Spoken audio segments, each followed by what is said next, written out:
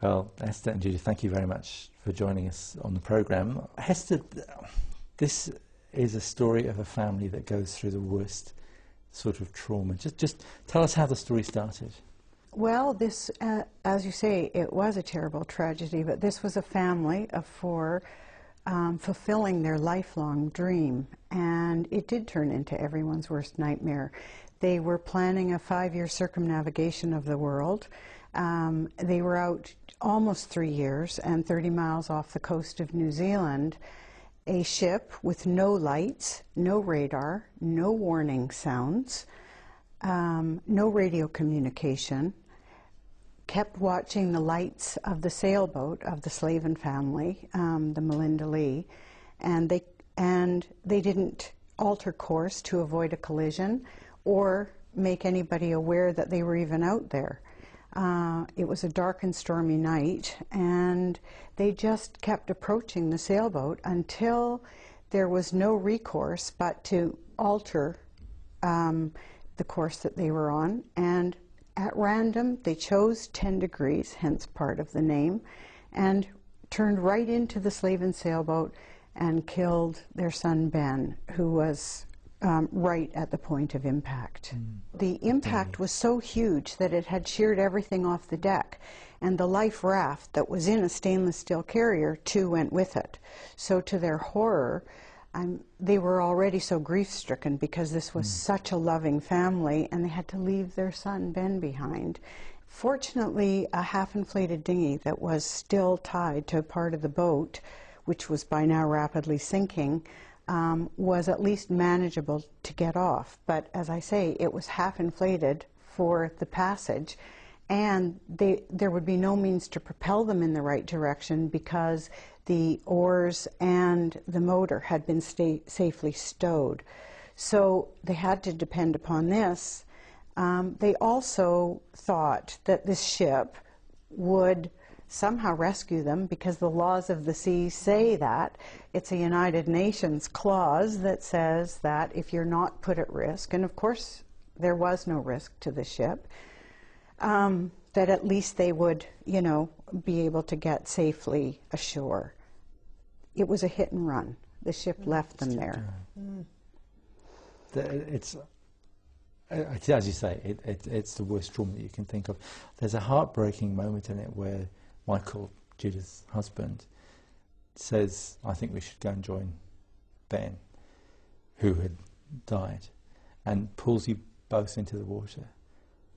It's just, it must have been his, you know, it pushes someone to the absolute limit.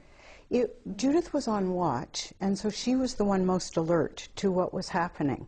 And Mike was quite determined to go down there, and Judith knew she would lose him if he did. So she had to exert some pressure to have him come with her and Annie.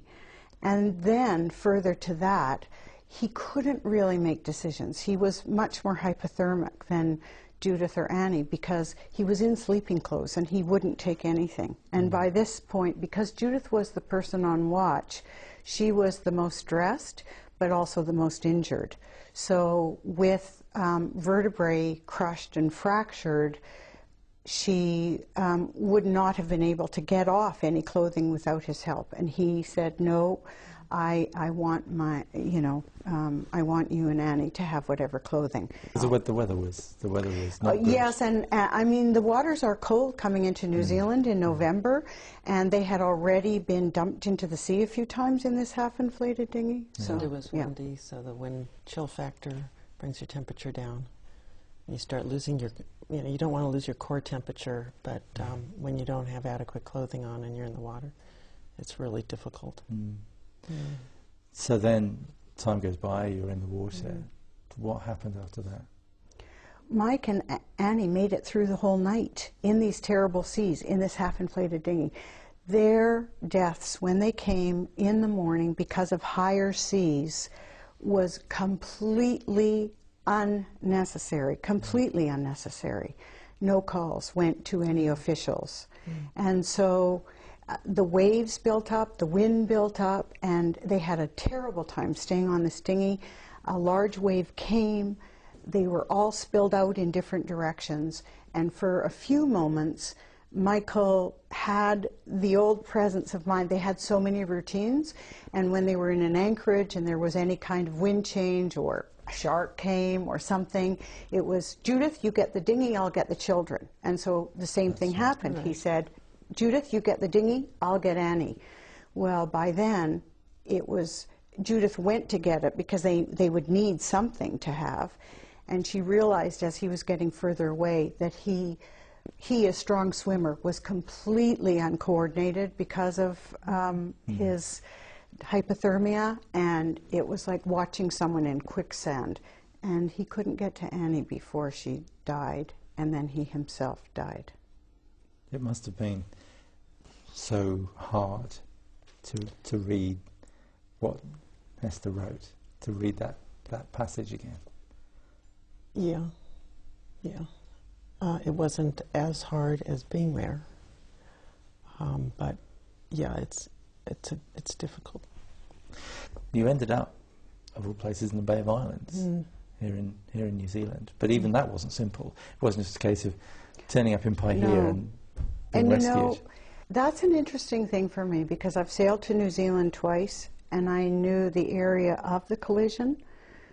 The police sergeant who eventually spotted her told me that with the prevailing winds the way they usually would be, that when they went out, that they were sure that, well, they were looking for a sailboat also, but that the sailboat and all bodies would have to be smashed up against the rocks of Cape Brett, that nobody would ever make it into a sheltered cove.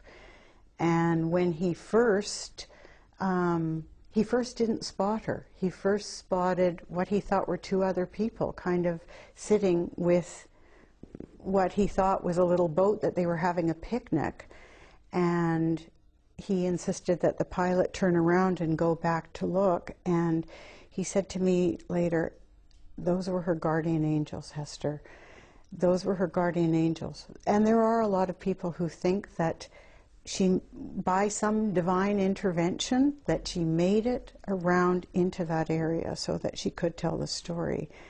And there's a lot of things that can't be explained, really. I felt I was going to be found. I felt I had to be found. I felt this strong sense of hope. You know, I was hoping it didn't include a rocky shore with big waves. That was very scary for me when I finally was getting towards shore, and then hearing these big waves crashing on these rocks that were covered with oyster shells. And I felt I didn't want to die like this. I mean, I had the story to tell, and so it was... Incredibly you have. Yeah. Well, it's a remarkable partnership, a remarkable book. Thank you both. Thank you very much for having us. We really enjoyed being here. Thank you, Alan. Thank you, Alan.